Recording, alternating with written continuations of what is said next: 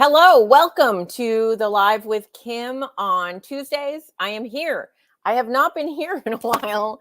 It's been busy. It's just been busy, nothing really bad. And I'm sorry, I might look a little tired today.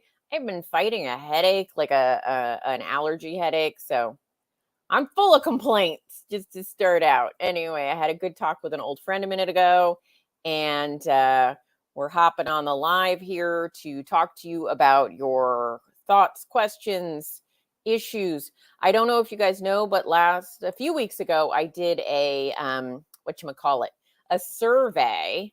I'll put the link in as well here after I'm done with the live. When I'm no longer live, I'll put the link in the notes. But I have spinach in my teeth. In it, I'm going to pick some people to win some element. So if you take the survey, it's literally just like, what do you want to know more about? How do you eat? Like just getting to know more about the people that watch me. And then I'm going to do a little drawing out of the people that took it. You have to give me your email address. I ask if you would like to be on my email list in the survey. If you say no, I won't put you on my email list. Just so you know, I will honor that. But I need your email if you win so that I can give you some element. So we've got raspberry salt, citrus salt, watermelon salt, orange salt. And I'm going to give those away. I figure I'll give one flavor to different people. And I'll ask if you hate one. Won't necessarily ask which one you want, but if you hate one, I won't give you the one you hate. And so I'll do a little just drawing out of a hat of all the people that take the survey. And I'm going to give away 8 of these. I have 8 extra. I'm going to give them away. So if you enter the survey, I can't guarantee you'll get one, but it won't be hard. There's no heavy lifting involved. And if you enter and complete the survey, you may win some element. And I might add some other prizes if somebody else lets me know. I'm like, what else? What else have I been sent recently that I don't know if I need? So I'm glad that you guys are here. I see people are joining me. Hey, Terry, down 145 pounds. Well, that is awesome. Congrats. I saw there was a little article on you too in your local paper. So that was super exciting. And you've done an amazing job. So you deserve all the congrats there are. Lisa said, sorry, missed me on the cruise. I know I was sick. I'm literally just now able to not worry as much about coughing. So how do you enter the survey? So Terry, I'll put the link up after I'm done with this. Here, let me see. I might be able to grab the link. Can Kim multitask? This is what we ask ourselves all the time. Let me see if I can grab this link. Funnel link. Got it. Copy, paste. Where are you guys? Now I have lost. There you are. There are too many tabs open. All right. So there is a link to a random address, but it goes to the survey. And if you want to go and take that survey, you can. I will put that up in the notes as well. But that's the survey link. If you go to that address that involves the word bucket quizzes, that's like the quiz software, then you can do that and maybe win something, or just let me know about things. It'll help me with content. Okay, Brenda says you enjoyed the keto and women. Oh, great. Women in keto. I can't say. I did a summit with women in keto. I'm glad you enjoyed it. I did not. I was like, what always happens is they're like, oh, it's interview style. It's super casual. They start interviewing me and I just start blabbing. I'm like, blah, blah, blah, blah. And then after the fact, I'm like, did anyone get anything out of that? I don't know. So I'm glad you did. I'm glad you did. I'll just talk my head off. Terry says, thank you. You showed me the light about counting calories and using common sense. Thanks. Common sense. Crazy, right? Cabo said, thank you for your generosity. No problem. Happy to do it. I'm going to be perfectly honest that Element, I guess because people use my discount code for Element. It's not really a discount code. My code for Element, they send me these guys and I love them, but they are sending them a little faster than I can use them. So I thought, why not pay it forward and give you guys some flavors? So I'm going to do that. And like I said, I'll think about it. Sometimes other people send me things, and if I have some other things to give out, I will extend the.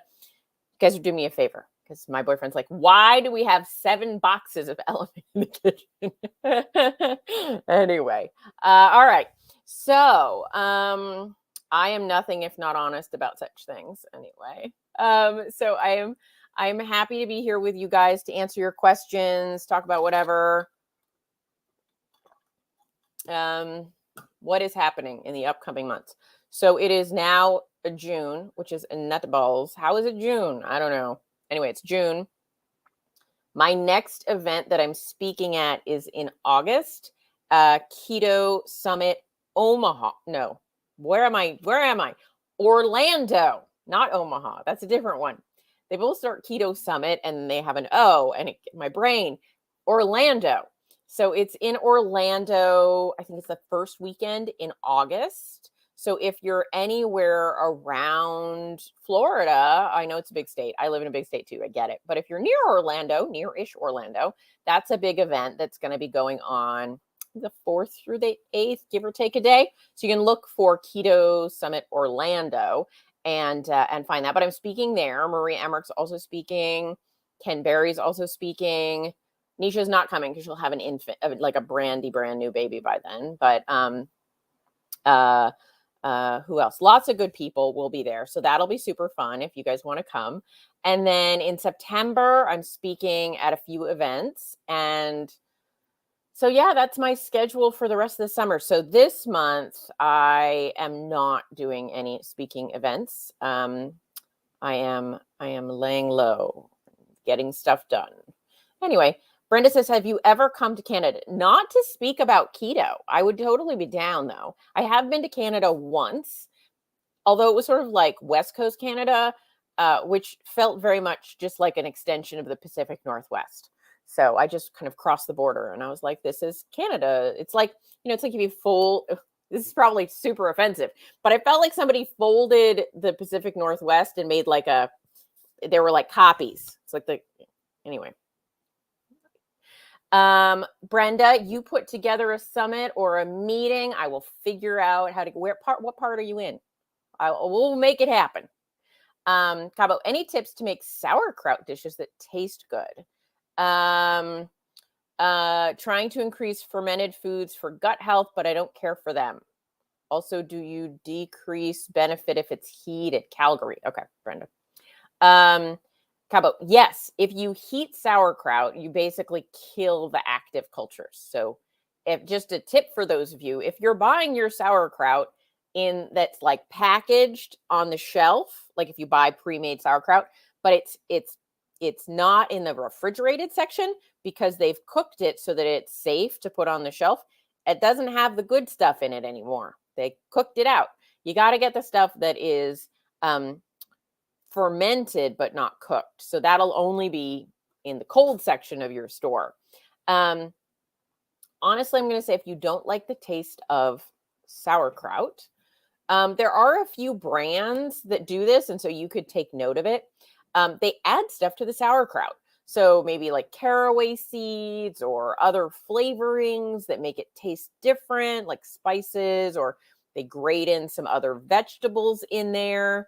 But if you're like just elementally don't like the taste of sauerkraut, I don't know how to make you like it. I like it. Sometimes it's about the context. Do you like cabbage, but you don't like sauerkraut? Is it just the sourness of it? I'm trying to think how to direct you on that. But you might look, hey, Tara, good to see you. You might look at the store at different brands of sauerkraut. I know like at my stores, especially like the more health foodie stores, they've got a ton of varieties of sauerkraut, and you might get some ideas. Like some of them are like they do it with like some grated beet. It makes it sweeter, or carrot. And I know beet and carrot are a little bit higher sugar in terms of, trying to work with keto. But, if they're a minor player, it's mostly cabbage with a little bit of carrot, it's not a big deal. And so you can maybe look at some of the varieties that they have out there in the world, and then, recreate that at home. But it is kind of a taste of its own, right? It's it's sauerkraut. I don't think that's why it's sauerkraut. I don't know if I know it's German, right? So I don't know if the word sour is actually a translation of what we think of sour, but it is sour. And so, if you like that, if you don't like that kind of flavor, then I would say you can ferment lots of things. You can ferment pickles are fermented cabbage. Cabbage. Wow. Cucumbers. So you can make pickles. You can buy pickles. Again, the refrigerated kind. If they've cooked their pickles, they don't have the good bacteria. You can do even like fermented dairy. Yogurt is fermented dairy. Like that can be useful. So do some experimentation. That's my advice. Scott says, I was planning on going to Keto Summit Omaha, but it doesn't sound like anyone that I know is going to be there.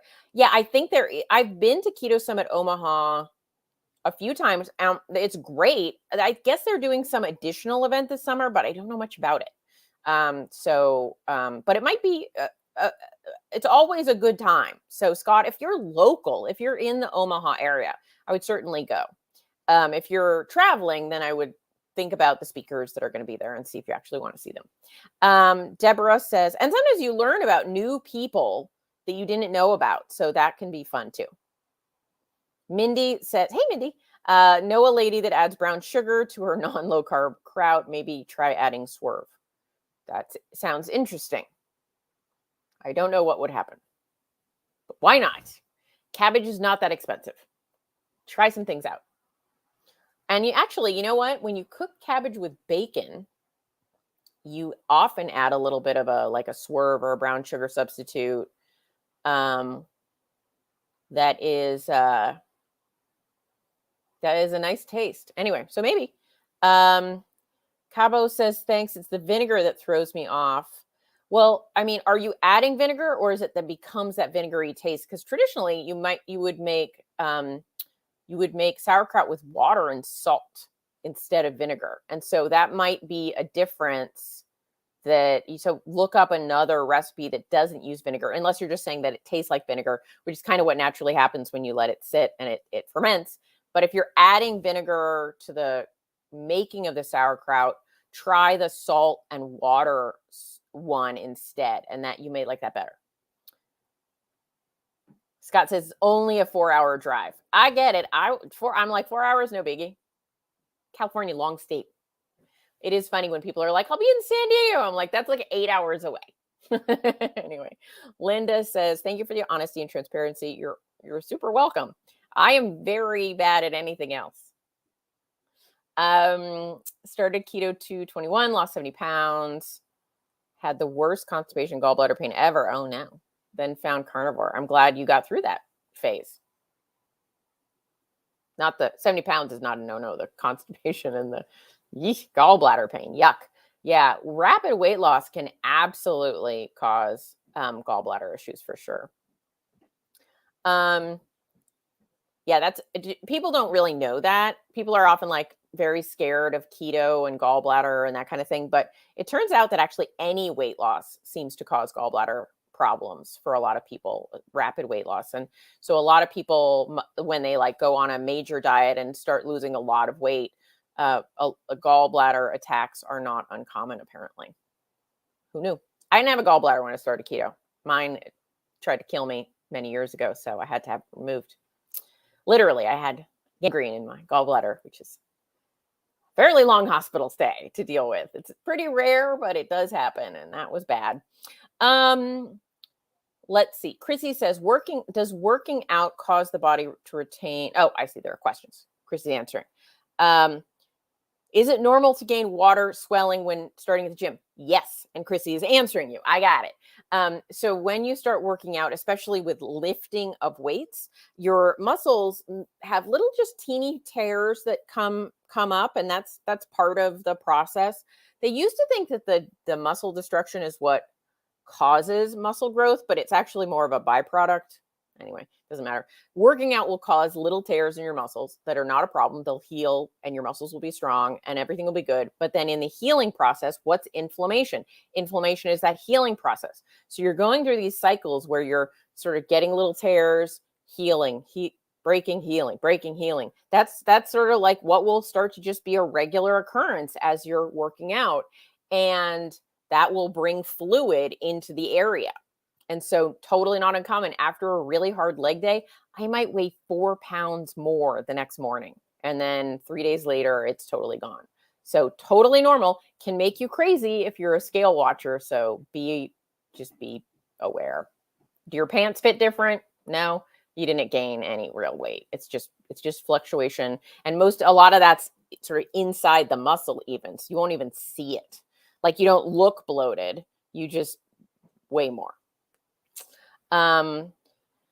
Also, what some people don't take note of if they don't carefully monitor their sodium and water intake is, I know I drink a ton more on days I work out than on days I don't. I also tend to have more electrolytes on days I work out. So put all those things together, you're going to have a lot more fluid in your system.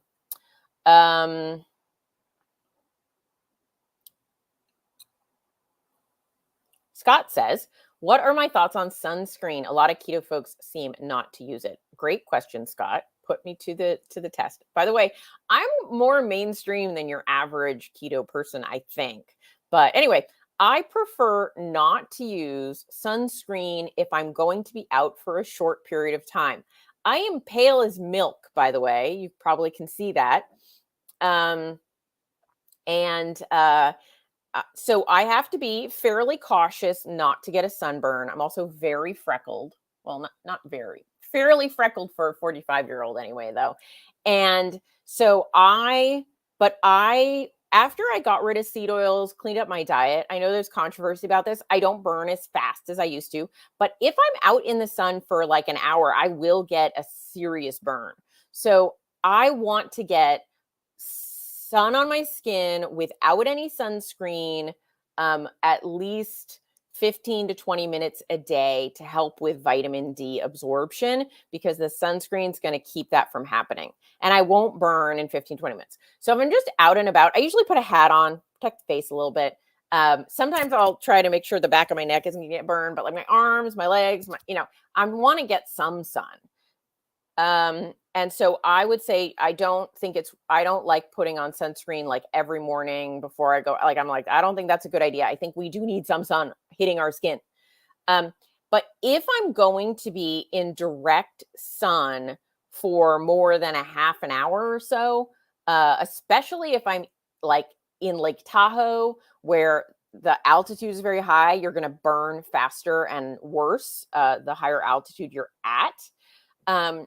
And so if I'm going to be outside in a way that I am not going to be able to manage my exposure, like by getting into the shade and things like that, I do use sunscreen. I choose to use one that's like a zinc-based sunscreen rather than, so it's like a mineral sunscreen rather than one of the more chemical, everything's a chemical, but I think people would refer to it as a chemical-based sunscreen. And so, but that ends up literally being, for me, in my lifestyle, a pretty easy choice, because that's maybe only when I'm on vacation or 2 or 3 days a year when I can't control my sun exposure with things like wearing a shirt, picking a higher neck t-shirt, putting on a hat. Those are the things I go to first, because I don't think our skin is an organ. We do absorb things. I don't want to absorb too much, but I also think it's probably worse to get a horrible sunburn than absorb a little bit of mineral-based sunscreen every now and again. So I just try and do a balance of like common sense choices. So I do use sunscreen occasionally, but for my everyday kind of stuff, I just sort of manage my sun exposure to draw the line where I'm going to get burned. That makes sense. All right. Karen says, Dr. Chaffee and Dr. Berry have said magnesium helps with constipation. Yes, it does. It does help very much with constipation. I take this one. This one is called magnesium citramate. So I noticed recently, sorry about the TMI, I was getting a little bit sluggish in the digestion in a way I don't like. I've upped my fiber, and for me, actually, the more fiber I have, that slows things down a little too much. So this is a specific supplement that focuses on magnesium citrate, and magnesium citrate is the thing that helps more. Like magnesium threonate or magnesium glycinate, they don't help a lot with constipation, but magnesium citrate does. Actually, if you go to the CVS, the drugstore, you can buy like concentrated magnesium citrate to really make things go. This is a little more gentle, but this is a mix of citrate and malate. So a little bit of a mix, but it's got quite a bit of the citrate. So this is Thorne. Thorne is the brand. This is the magnesium I use. So if you tend towards constipation, I recommend this guy. It's helpful. Terry says, yes, I went yesterday and I'm up 3 pounds. As long as I know it's water fluctuations, it doesn't upset me. Yeah, it's going to do that. It's going to do that. And it's more at the beginning, but it'll keep happening because you're going to keep wanting to progress your workouts, right? So as you progress your workouts and work out harder and reach new levels, you're going to get that swelling again. It's normal. Linda says, I have gallstones. I was doing too much fiber and not enough animal fats, which was jumping around, causing constipation, gallbladder pain. Carnivore herbs helped me. Great. Chrissy says, I used to live in Sunscreen, but I moved to Sun Clothing. Yeah, Sun Clothing is a great thing. I definitely I have a few sun shirts that I'll put on. And I do think that is your best bet. I probably think, it might be beneficial to know if you're going to use a sunscreen, which sunscreen is probably the best option. And for those, it's more the mineral-based ones, in my opinion, because there are just some times where you're like, I want to go kayaking or whatever, and you're going to be at risk. And so then I just try to avoid burning. But if I know that I'm going to be in the sun for an amount of time that's going to fall short of burning, I just go in the sun. Cavo says, eating dill pickles right now. Love them. Okay, great. If you like dill pickles, go there. If you get make sure they're not cooked. So brands like Bubby's, those are fermented and not cooked. So find ones where they're in their more natural state and they've been fermented rather than cooked. You're going to get some good probiotics from those.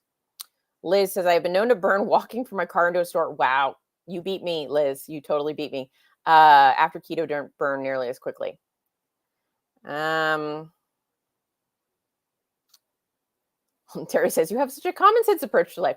I'm lazy and opinionated. And when you put these things together, kind of have to go with common sense. That's how I explain it, right? I'm like, I'm going to be honest and say I'm not doing that. Anyway, Scott says, have to go to Hawaii. So yeah. Okay. You found a recipe for homemade zinc-based sunscreen. Hope that works. I would test it before you trusted it. Right. So maybe if you tend to burn in an hour, go out for an hour and 15. Don't go out for 3 and then find out that the sunscreen did not work. Because that would be bad. It would ruin your vacation. So, but then, I think one of the nice things too is it's really helpful to just manage your sun exposure. Shade is a lovely thing on a very hot day. So find a way to get shade available for you. Go out for a bit, get back in the shade, go out for a bit, get back in the shade. Know the hours you're more likely to get burned, and less likely to get burned, and kind of manage your exposure. Okay, good. You're going to the lake this weekend. Good. I didn't want you to ruin your vacation. I have so many memories of just being like burned to a crisp as a child in Lake Tahoe. My parents have a condo in Lake Tahoe that they've had, they moved, but they've had a condo in Lake Tahoe, which is about 3 hours What direction is that? Yeah. East of me. And you think I could know that. And so we go up every August, and every year I would just get so burned, like just so burned. Anyway, I haven't been burned in a long time, so I'm hoping that one won't do that anymore. Cabo, trace minerals have been known to help with constipation. Maybe it's the magnesium. Yeah, it possibly could be. I think, what's needed. So, whatever. Not a doctor, just talking about life. That's what's going on here. So, we have to think the food you eat, you have to digest it. So, the good news is things like meat just gets digested. It doesn't end up. So, we have the small intestine and the long intestine, the large intestine. You're absorbing things first in the short part, and then you go to the long part, and that's where the fiber kind of stacks up. And so think about, like, how does our digestion work, and where does constipation play a part?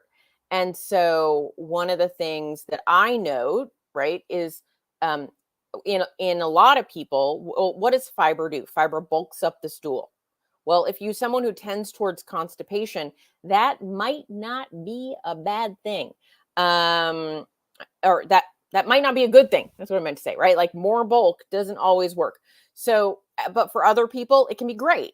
And so it's really person to person how we do with fiber. But I note that my fiber tolerance, when I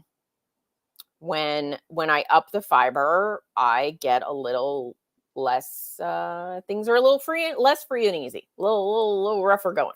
So I up my magnesium then to balance it out. So magnesium can be very helpful, but if your salt and water aren't right, then nothing's going to be right. So getting enough salt is super important for good digestion. It helps draw water into the colon, and keeps that from being dehydrated, and then that's a problem. So you make sure water and salt are right. If you still feel like things aren't quite as flowing as you want them to be, look at adding maybe some magnesium citrate. All of those things can be beneficial. And then for a lot of people, it's finding the fiber level that works for you, because some of us do better with more, some of us do better with less. Sometimes that can change over time. Sometimes we do better with more, sometimes we do better with less. Got to find your right level. Karen says, I burn, peel when my fraternal twin would tan very dark. Well, darn it. I think tanning genetics are, I don't have any problem with my fair skin, but I would like to be able to tan better. I can eventually tan, but I don't like the burning. It's bad. The burning is bad. You want to avoid burning. Burning is how you end up with a really problematic stuff. Debbie is in Half Moon Bay. You are just up the road from me. And yes, you can get a burn through the fog. Absolutely. Have you heard, this is Linda, have you heard of anyone getting foot and leg cramps when they get too much salt? I haven't. I have not. I have not heard of that. I'm not saying it doesn't happen. I'm saying I haven't heard of it. Terry says, I've been using Relight 2 to 3 times a day, and I go like a goose. Yeah, that salt really does bring the water in. Not giving up your Relight. All right.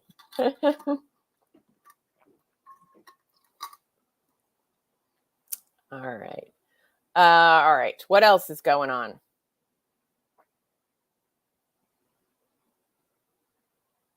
Hey, Laverne, how you been doing? Good to hear from you. The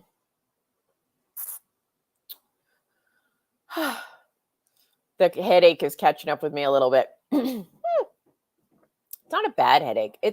I don't know if anybody, I don't have normal, I don't know what is a normal allergy symptom? I don't even know anymore. I don't get a stuffy nose. I get like a weird sinus headache. I would kind of rather a stuffy nose, but the grass is always greener. So there you go. Chrissy says it's usually because your potassium to sodium or salt ratio is off. Right. So yeah, I could see if your just electrolyte balance is off potentially. But because because one of the things that you can kind of think of your potassium and sodium as needing to be in balance. The higher so if you have very high sodium and you have very high potassium, the net sodium is less. Kind of think like the on and off switch. So if somebody has high sodium levels, you can give them potassium and it will drop, not effectively, but it will effectively drop the effect of the sodium. How many times can I say effect? But they balance each other, right? And so if somebody's very low on potassium, so if you're getting the right amount of sodium, but you're not getting any potassium, it will be as if you're getting too much sodium. Does that make sense? Because there's a balance about sodium and potassium. Less magnesium, but it's part of the overall picture. Our electrolytes are sodium, potassium, magnesium, chloride, and calcium.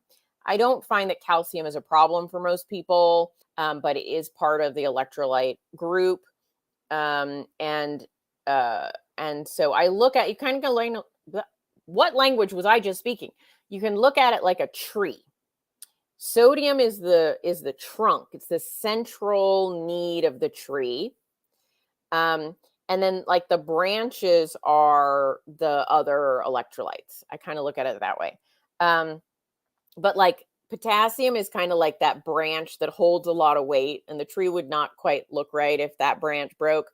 But then some of them, like I think of calcium as like the top branches, and they're not as central, but they all do work together in the organism of you. And so that is something we should look at. If you're still experiencing cramps, it is entirely possible that some of your other electrolytes are off. And often we'll be like, no, I know I get enough sodium. And then it's like, well, do you? Because it can really vary from person to person how much sodium they need. Michelle says, I made some beef jerky and it's way too salty. I can't figure out how to fix it without throwing up. Yeah. Try soaking it. So put it in water for a while, dump out the water, soak it again, dump out the water. Some of that salt may titrate out of the beef jerky, and then you can like shred that beef and use it for something. It's a little bit of a waste, but you could put it in a soup or do something else like that with it. But that should pull a little of the sodium out. Jane says, I'm not weighing because it's so upsetting to me in a ridiculous way if it goes the wrong way. I'm keeping high keto levels, low GKI, eating OMAD. Can I feel good that weight is coming off with this? I lost 45, regained 30, and back on the wagon. Not necessarily. Just going to say it that way. But you don't have to weigh. Here's what I recommend. Put on a pair of pants that fit right or maybe slightly tight. So not loose pants, not the pants I'm currently wearing, which are pajamas that are like a size too big. I like my pajamas too big. Anyway, but a pair of pants that fit well or almost a little too tight. So something that you can check in on, or a waist measurement or a hip measurement, right? So something that's going to keep you connected to the size of your body. Because you have a history of regaining a fair amount of weight. And that can happen a lot more sneakily than we think if you're like me and you like to wear comfortable clothes 90% of the time. And so putting on a pair of pants or a pair of shorts or something, or using a tape measure that fits well, and hey, these pants used to be tight and now they're loose. Or, hey, this used to only, even if you don't look at the numbers on the tape measure, literally like you can blank it out, but mark where the measurements were and then say, oh, I'm smaller than I used to be. So I think people need some measure like that. It doesn't have to be the scale. It doesn't have to be often, but you should maybe once a month try on the pants and be like, do they fit differently? So yeah, you do need a gauge, but it doesn't have to be the scale. I will say that high ketone levels and low GKI will have absolutely nothing to do with weight loss. That higher ketones don't cause weight loss. They aren't causing weight gain. They're just a separate measure. So tracking your ketones, tracking your GKI can be helpful for a lot of things, but not for fat loss. Eating OMAD, it depends. Most people can't fit an enormous quantity of food in OMAD, so it does limit your eating ability, but other people can eat enough in OMAD that they exceed their caloric allotment, especially those of us that have previous histories of binge eating. That being said, if you're controlling and planning your OMAD well, probably not. What I mean by not is you probably aren't exceeding your intake. And so I'm not somebody that necessarily supports OMAD for most people in most circumstances, because I do think we end up a little bit low on protein when we OMAD regular. I'm not against it now and again, but I am a little worried about people getting enough protein in their meals when they OMAD. But for short periods of time, I don't think it's a big problem. And if it's something that works exceptionally well for you, I'm not going to tell you to stop doing something that works for you. I'm just saying, if somebody was like, hey, Kim, what should I do? I am a blank slate. I probably wouldn't say OMAD. I didn't mean to put that on the screen. I just need to scroll. Terry says, as someone loses a large amount of weight, things change. Like, I'm starting to have more energy. That's awesome. Absolutely, that happens. I'm so confused. What do active, healthy people do? I know I was saying this just the other day, or no, just today, Terry. I was like, I think I'm getting irritating because I keep, see my pajamas. I keep saying, I don't know who I am. I want to go to the gym. What is this? I'm confused. Right. Yeah, it is a bit of a change, a bit of a shift. Walking, doing things while mobile. Those are some ways to burn some energy. So, going to the gym, yes, but then it's also like taking a walk after dinner, taking a walk in the afternoon. Some people get a dog so they can have an excuse to walk them. All right, good, Jane. Yeah, using your clothes. Laverne says, been pretty sick with a chest cold. Oof, I'm sorry. I feel your pain. I'm still a little bit. I've gone to eating 3 times a day as I recognize I can not get in all my protein, as we discussed a few years ago. I have my sodium and so far not affecting my swollen feet. We'll reassess. Sounds good. I think you're doing good, Laverne. Just get better. All right. Cabo has suggested that Terry take up ballroom dancing. I'm for it. For it, Terry. So those of you that say you wish that you had more energy, I feel you. It took me, I still identify mostly as sloth. Like, literally, there is very little I would rather do than lay on my comfy sofa. Well, I would rather lay on a chaise lounge in a tropical place, but that's not always possible, with a shade.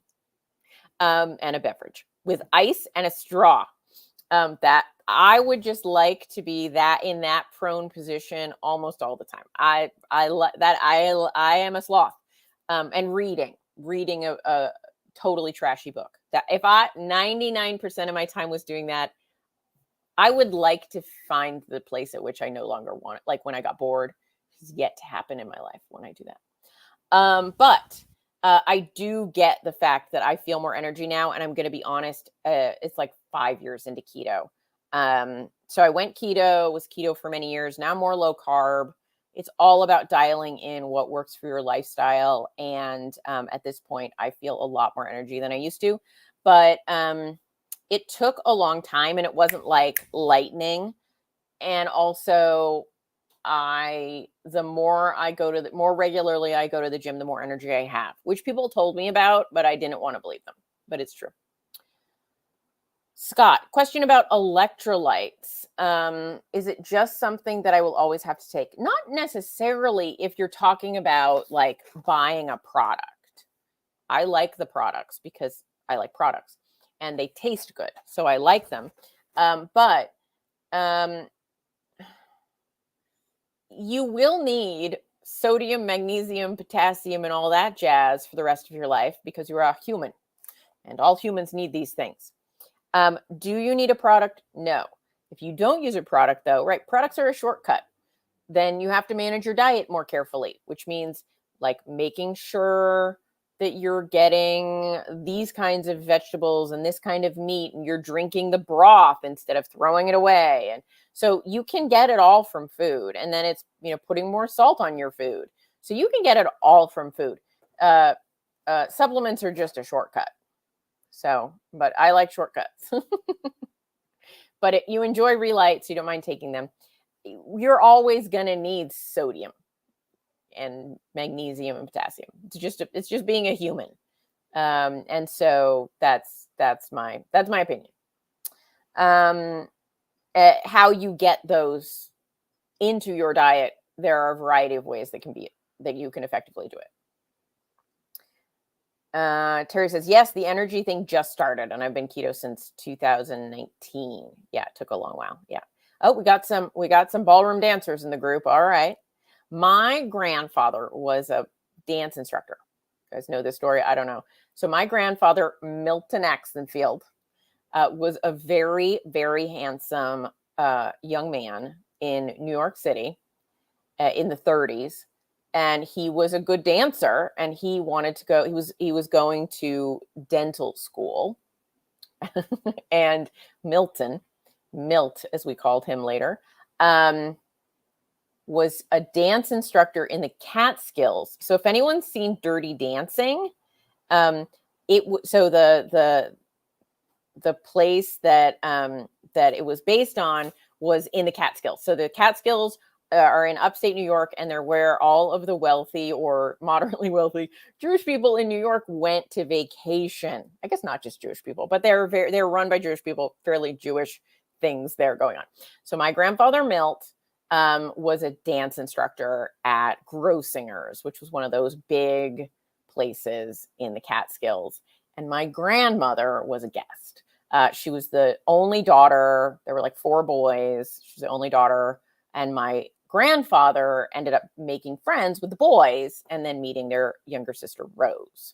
And so my grandparents were the original Dirty Dancing, but in the 30s. So not the same music or the same clothes.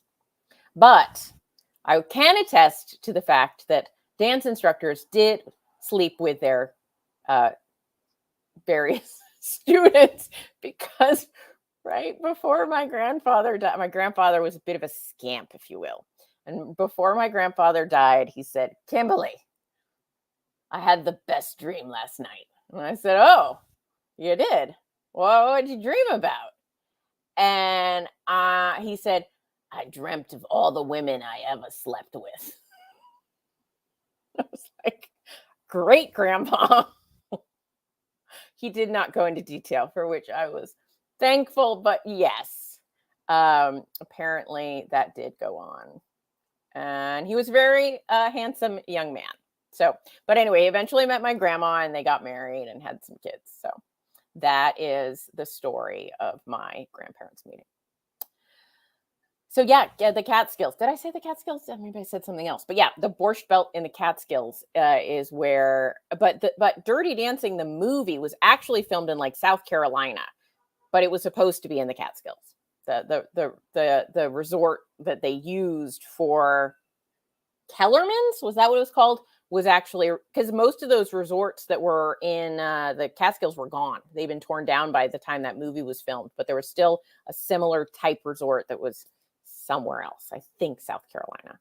And they filmed it there. But it was that same kind of thing. My grandpa said was pretty accurate, except it was the 30s, not the 60s, but in my grandfather's time. So yeah, my grandfather used to pick my mom up from school, and people would be like, is your dad a movie star? She's like, no, he's a dentist. Anyway, very attractive man. All right. So now that I've just told you my family story, but it seemed it's a fun story. It's a funny story. So Karen says, I'm single. I may have to try dance lessons. Yeah, definitely. And my grandfather died when he was 89, and he still went dancing 3 times a week until like the last 2 years of his life. So he loved dancing. So that's the family story. And he's my mom's dad. But what's so funny is my dad, who my mom ended up marrying, also loves dancing. Now he's a lawyer. He's not a dance instructor, but he loves dancing. If you throw a party and you invite my father and there is dancing, he will be dancing the whole night, just dancing. Anyway, I'm sure there was some sort of, like when my mom met him, the dancing, like, yeah, it's familiar, right? Dancing people in the family. So Linda says, enough about me. No, Linda didn't say that. I'm saying that. Enough about me. Linda says, how does one go about getting certified as a health coach? Great question, Linda. There are lots of programs out there to get certified as a health coach. But I would say the best sort of like basic one, that if you just want to get certified with some good basic skills, that won't completely break the bank, is probably Primal Health. Mark Sisson's company. I think it's around $4,000 to get certified as just a general health coach. There are also programs out there to get certified as like a keto coach. I think Maria Emmerich has a certification program and that sort of thing. I haven't taken that or seen any details about it, but I know she has one and her stuff is pretty good quality. But if I were picking one, I would say I would probably do just the general health coaching certification, because ultimately, I think more than anything, being a good health coach is about the practice of coaching, getting good at coaching, like the interactive skills, like learning about stuff is helpful. But we learn about stuff on our own pretty well, like reading studies, going to conferences, doing all that stuff. But spending some time really working on the actual coaching part of things, the talking to people, working with people, understanding the psychology of it. That's the real stuff about being a health coach, I think. So for me, I would say get a basic certification, just if that feels important to you, and then really apply yourself to the craft of learning, practicing, working with people. That's where the real magic happens, getting the practice under your belt. So that would be my general advice on how to start a health coaching practice. Hopefully that helped.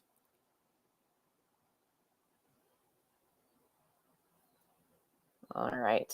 Bev says, does flavored element cause insulin to release in a significant way? So there is an early phase insulin response, often referred to as this phallic insulin phase, which is, so if you think about when your insulin, it'll rise a little bit before you actually digest your food, and then it'll decide how much more to go up. And so that early phase will often start to happen even before you eat. If it's like that, you think about food and you'll have that early rise in insulin. You can actually think about, if I led you through a fantasy scenario right now with chocolate cake, a lot of you just listening to a story about it would actually have a little bit of an insulin response. If you smell food, you might have a little bit of an insulin response. Why is that? It's because the body is trying to get ready for what's coming. So when you put food in your mouth and you start chewing it, it's going to start to trigger a bit of an insulin response. And so this is what people are talking about when they say that sweet things can trigger an insulin response. That's that early insulin response.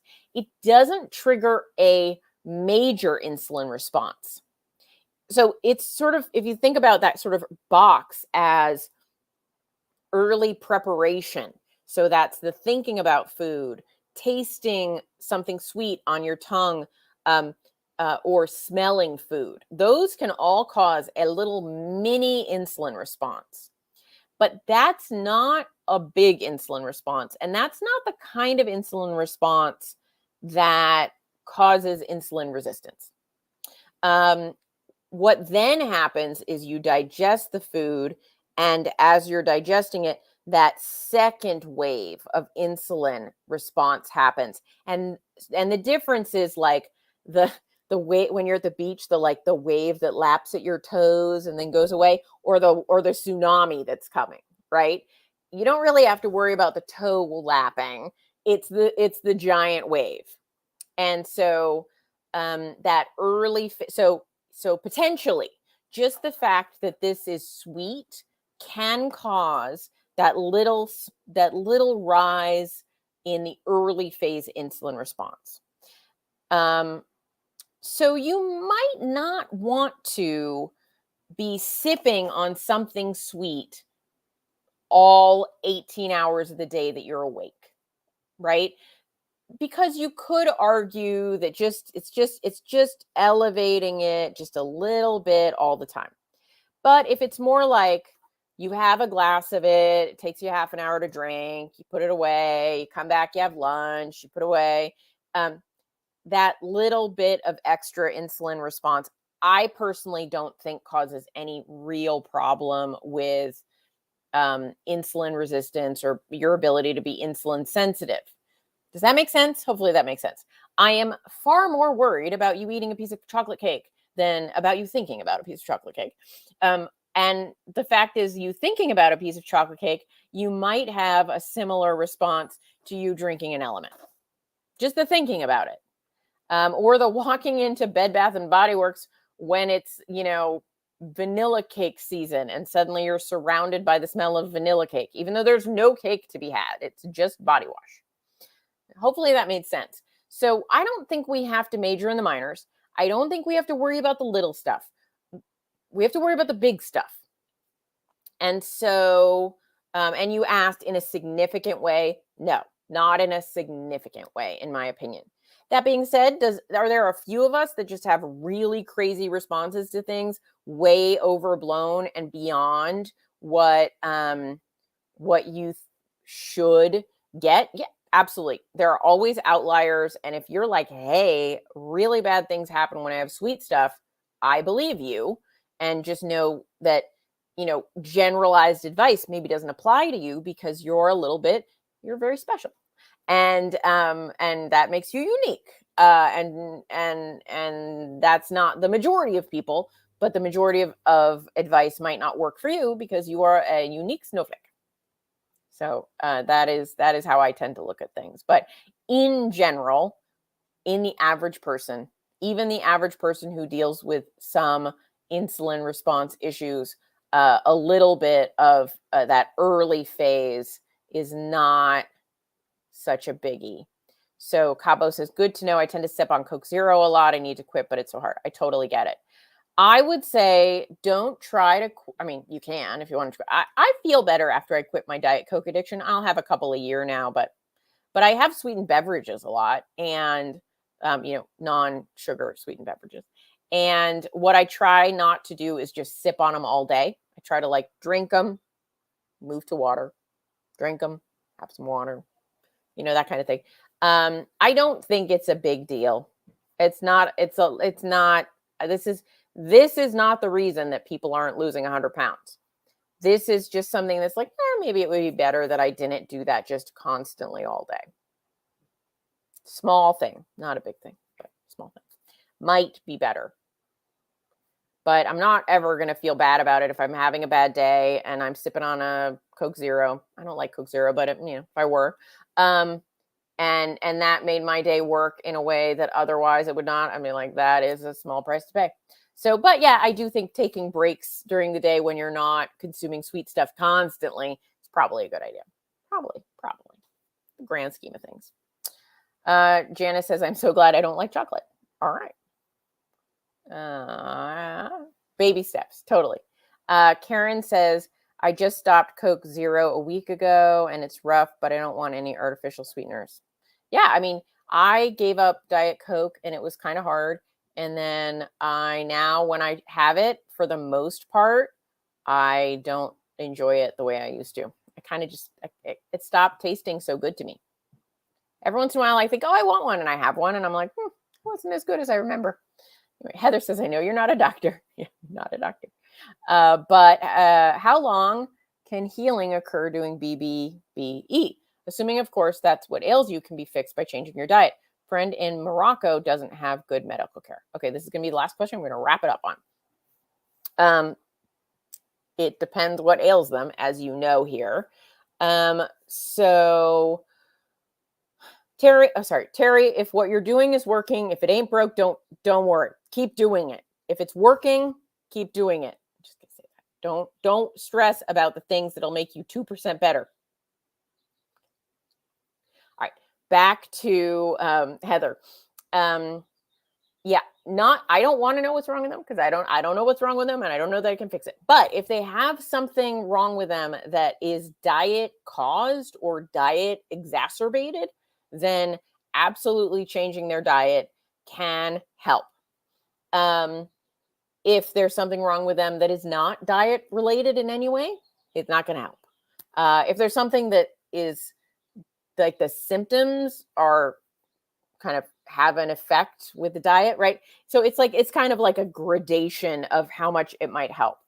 In terms of how long those things can take to help, it's a highly varied stratospheric thing. I don't even know what word I was looking for there. But it's going to take time. And so some things change in weeks and some things change in months and some things change in years. So you have to think if something causes your body, like I'll give you an example. Neuropathy, that's damage to the nerves, right? And a lot of people who have diabetes end up with some degree of neuropathy. That might be like their fingers or toes go numb, or they have some part of their body that the sensation is off. The nerves are just all whacked out. And a lot of people will say, well, once that happens, once that nerve damage happens, it's not reversing, even if you reverse the diabetes, right? Because it's damage. But then some people, I remember having dinner once with Dr. Fetke when he was talking to a woman about her neuropathy improving after she'd been keto for 3 years and she'd reversed her diabetes, gotten her blood levels had been good for 3 years. And she's like, and suddenly my foot stopped tingling, hurting, whatever the symptoms were. I can't remember exactly. And he's like, well, nerves can regenerate in about 3 years. Not all nerves. If a nerve is severed, it won't regenerate, but like with a spinal cord injury. But if there's just damage to the nerve, there is a process that they can be regenerated. I'm just quoting Dr. Fetke here. And so he says, so it would make sense that 3-year mark is where it took. That's a long time, right? Whereas you might see like inflammation improvements or certain blood stuff that's being caused by like acute high blood sugar, that might be better in weeks. So it's hard to know how long something's going to take. I can also tell you that, like, as an example with Virta, right? Virta is the company with Dr. Finney that is helping people reverse diabetes. Some people's diabetes was effectively reversed in weeks, and some people took months to years, and some people are still waiting, right? So it's all pretty variable. So it's pretty hard for me or really anyone to say how long something's going to take. But there you go. Karen says not to cut against Kim. Very knowledgeable. Thank you. I appreciate it. But Nutrition with Judy is a good source too. Yeah. Nutrition with Judy. I think Judy's last name is Cho, C-H-O. Am I remembering that right? Or did I just invent that? Is that a comedian? Oh God. Now I feel terrible. I think that's her name. But Nutrition with Judy is, I will look her up right now. She, I think, is a NLP, and she is carnivore, and she is a smart lady. I'm just going to look her up. There she is. Nutrition with Judy is a very smart lady. And you can find her at nutritionwithjudy.com. She's on the Instagram at Nutrition with Judy. She is a meat only person, so she's very carnivore based. Okay, good, Karen. I was like, did I get that wrong? And a smart lady. So, but definitely, if you're somebody that, I don't think she's anti. Here's what I will say. about anybody, including myself. We all have a perspective, and we all have filters, and we all have beliefs. And those filters, beliefs, and perspectives are going to color the way we think about things. So you are just as smart as us. And so you should be aware that you might 100% agree with one person, but you might not. And that doesn't mean they're wrong and you're right, or you're right and they're wrong. It means that a lot of the interpretation of data, so data is fact, but interpretation of data is opinion. And we're all interpreting data out here. So never feel like if you're like, I want to listen to this person, never feel like you have to buy everything they say 100% across the board. Listen to smart people. When they disagree with each other, ask questions so that you better understand. And from there, you will win at this game of life. All right, there you go. And better to count total or net carbs, asked Rachel. Total. I would rather somebody eat 50 total carbs and know how many total carbs they're getting than stick to 20 net carbs and not know how many total carbs they're getting. That wasn't to say that everyone should eat 50 carbs. I'm just saying I think total is more accurate and a better gauge. So there you go. All right. Bye, guys. Have a fabulous week. I'll talk to you soon.